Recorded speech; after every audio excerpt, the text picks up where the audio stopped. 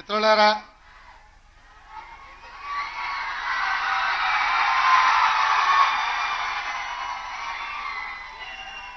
ప్రియమైన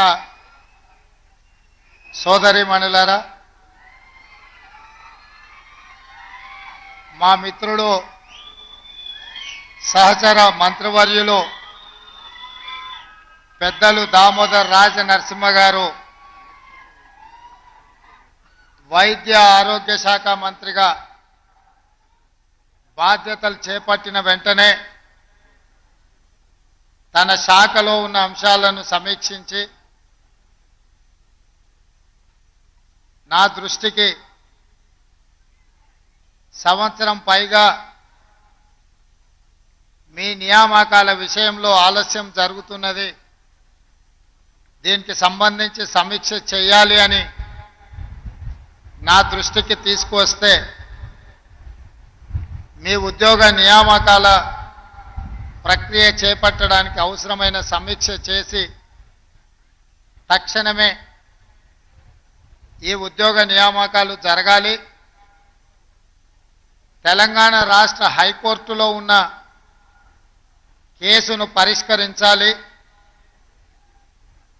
మీరు కళ్ళల్లో ఒత్తులేసుకొని ఈ ఉద్యోగ అవకాశాల కోసం ఎదురు చూస్తున్న విషయాన్ని దృష్టిలో పెట్టుకొని ఈరోజు ఇంత గొప్ప కార్యక్రమాన్ని నిర్వహించి ఈ కార్యక్రమానికి ముఖ్య అతిథులుగా నాతో పాటు ఉప ముఖ్యమంత్రి బట్టి విక్రమార్క గారిని, కోమటిరెడ్డి వెంకటరెడ్డి గారిని, తుమ్మల నాగేశ్వరరావు గారిని, అదేవిధంగా గౌరవ శాసనసభా పక్ష అధ్యక్షులు స్పీకర్ గారు గడ్డం ప్రసాద్ కుమార్ గారిని, మిత్రుడు పొన్నం ప్రభాకర్ గారిని, అదేవిధంగా చీఫ్ సెక్రటరీ గారిని, షబ్బీర్ అలీ గారిని, ఇతర మిత్రులందరిని ఆహ్వానించి ఈ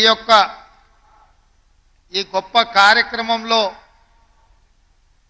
మీతో పాటు మమ్మల్ని మీ సంతోషంలో పాల్గొనే విధంగా ఏర్పాటు చేసినందుకు దామోదర్ రాజ్ నరసింహ గారిని మనస్ఫూర్తిగా నేను వారిని అభినందిస్తున్నా. మిత్రులారా, ఈరోజు 6,956 మంది నిరుద్యోగ యువతీ యువకులకు ఉద్యోగ అవకాశాలు తెలంగాణ రాష్ట్ర ప్రభుత్వం ఏర్పాటు చేసి ఈ ఎల్బీ స్టేడియంలోనే ఈ కార్యక్రమాన్ని నిర్వహించడానికి కారణం ఉంది. ఈ వేదిక మీద ఉన్న మాకందరికీ డిసెంబర్ 7 నాడు ఇక్కడే ఉద్యోగ ప్రమాణాలు చేసినప్పుడు మేము మా కుటుంబ సభ్యులు ఎంత సంతోషాన్ని పంచుకున్నామో మీరు కూడా ఇక్కడే మీ కుటుంబ సభ్యులతో ఈ ఎల్బీ స్టేడియంలో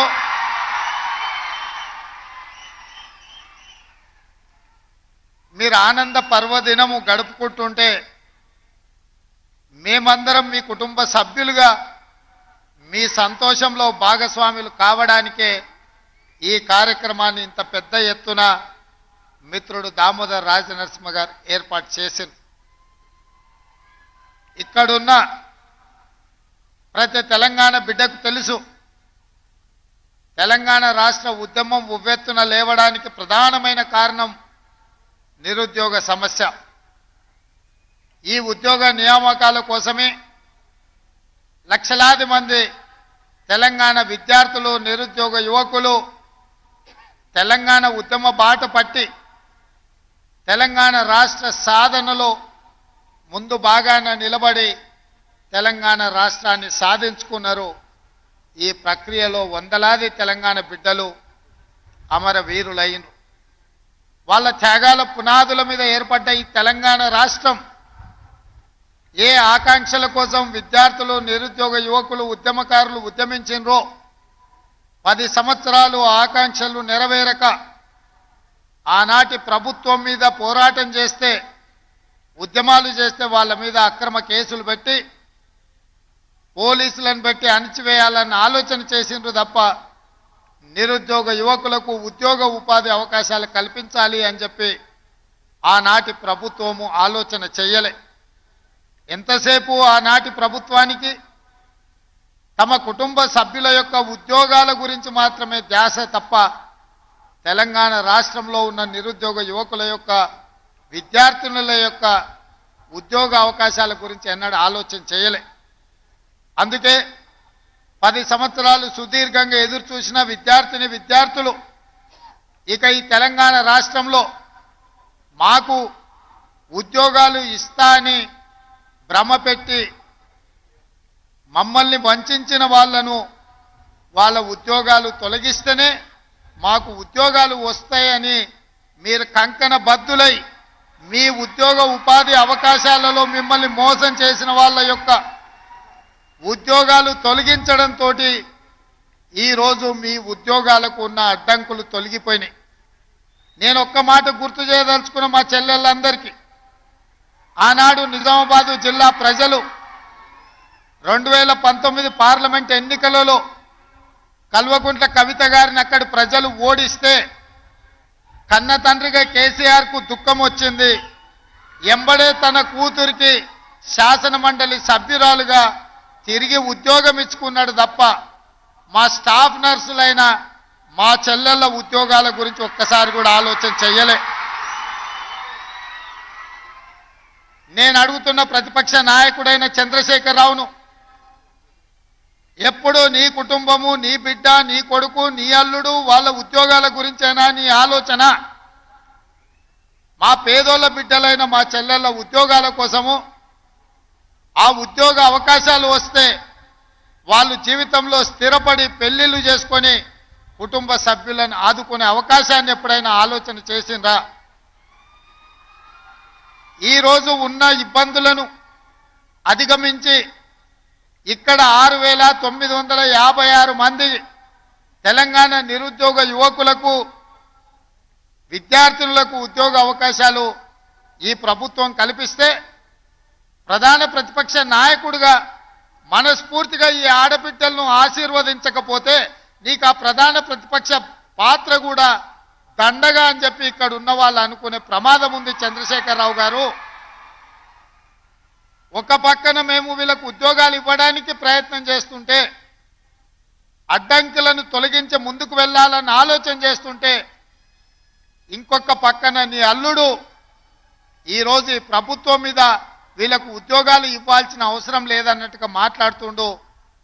మీరైనా పిలిచి మీ అల్లుడికి గడ్డి పెట్టండి.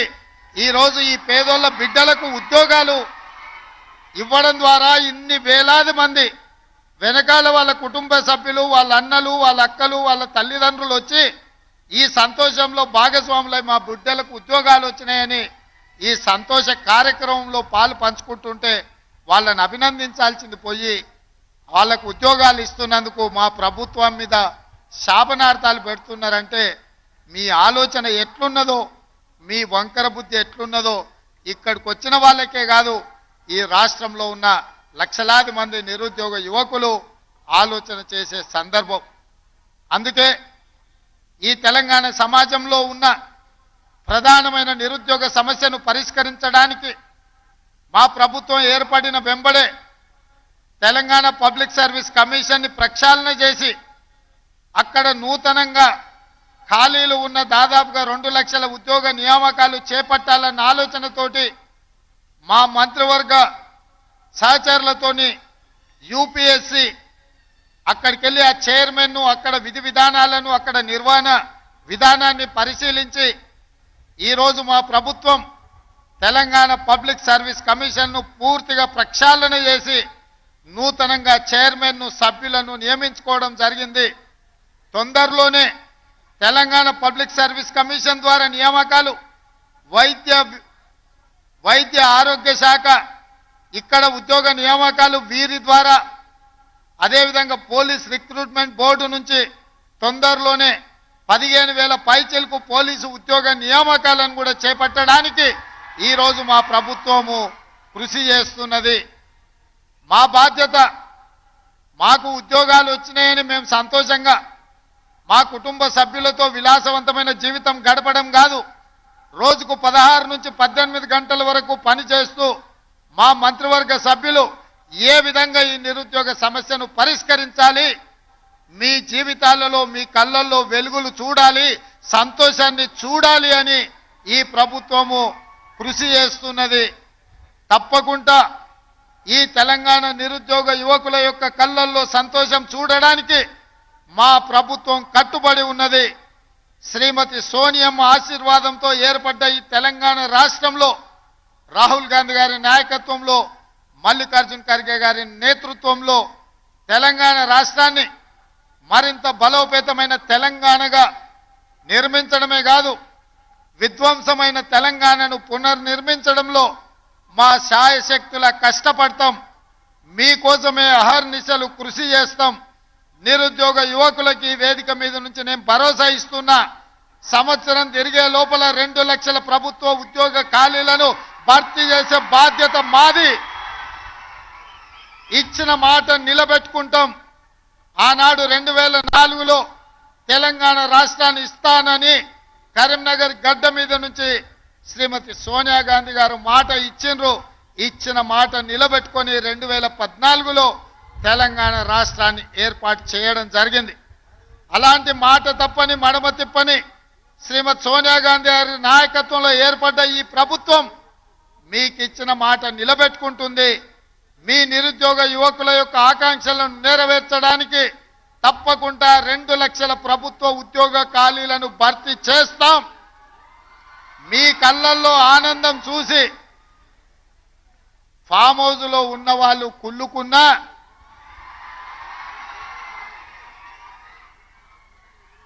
వాళ్ళ కడుపులో దుఃఖం పొంగి పొర్లినా,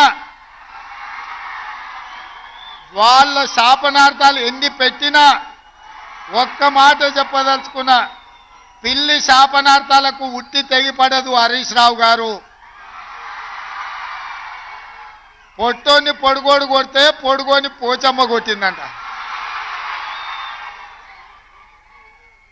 హరీష్ రావు, మేము ఉద్యోగాలు ఇస్తుంటే అవాకులు చవాకులు పలుకుతున్నావు కదా, ఒక్కసారి ఇక్కడున్న కెమెరామెన్లకు నేను వాళ్ళ సంతోషాన్ని చూడండి, ఆడబిడ్డల కళ్ళల్లో ఆనందాన్ని హరీష్ రావుకు వాళ్ళ మామకు చూపించండి. పేదోళ్ళ పిల్లలకు ఉద్యోగాలు ఇస్తే, ముఖ్యంగా ఆడబిడ్డలను ఆదుకుంటే ఆ సంతోషం ఎట్లుంటుందో ఆ కుటుంబానికి చూపించండి. మీ కుటుంబంలో ఉన్న వాళ్ళందరికీ ఉద్యోగాలు ఇవ్వడం కాదు, మా పేదోళ్ళ బిడ్డలకు వాళ్ళ కుటుంబాలలో చదువుకున్న యువతీ యువకులకు ఉద్యోగాలు ఇస్తే ఆనందం ఎట్లుంటుందో, ఈ మరవలేని ఆనందమైన క్షణాలు ఈ ఎల్బీ స్టేడియంలో నలుమూలల ఈ సంతోషం అలుపుకున్న ఈ పూర్తి వీడియోను అటు చంద్రశేఖరరావుకు ఇటు హరీష్ రావుకు చూపించాల్సిందిగా కోరుకుంటూ, ఈరోజు వైద్య ఆరోగ్య శాఖలో ఉద్యోగాలు నియామకాలు చేపట్టినాం. తొందరలోనే పోలీస్ శాఖలో ఉద్యోగాలను చేపడతాం. ఆ తర్వాత తెలంగాణ పబ్లిక్ సర్వీస్ కమిషన్ నుంచి అన్ని శాఖలలో ఉన్న ఉద్యోగ ఖాళీలను భర్తీ చేసే బాధ్యత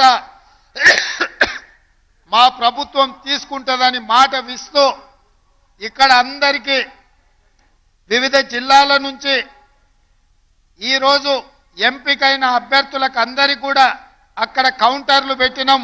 ఆ కౌంటర్ల ద్వారా క్రమశిక్షణతో మీ నియామక పత్రాలు తీసుకోండి. కొంతమందిని వేదిక మీద సింబాలిక్గా ఇచ్చినా మీరు మీ కుటుంబ సభ్యులు మీ నియామక పత్రాలు తీసుకొని వెళ్ళి, ఈరోజు స్టాఫ్ నర్సులు అంటే కుటుంబ సభ్యులు, వాళ్లకు కూడా కన్న కూతుర్లలాగా వైద్యాన్ని అందించేది మీరు. మీరు డాక్టర్లు మీరే, డాక్టర్లు మీరే. కష్టంలో వచ్చిన వాళ్లకు ఒక నమ్మకాన్ని విశ్వాసాన్ని కల్పించి వాళ్ళని ఆరోగ్యం కుదుట పడే విధంగా సపర్యలు అందించేది మీరే. ఖచ్చితంగా ఒక ఆరోగ్యవంతమైన తెలంగాణను నిర్మించుకోవాలి అని అంటే మీ శ్రమ, మీ కృషి, మీ కష్టం ఉంటుంది.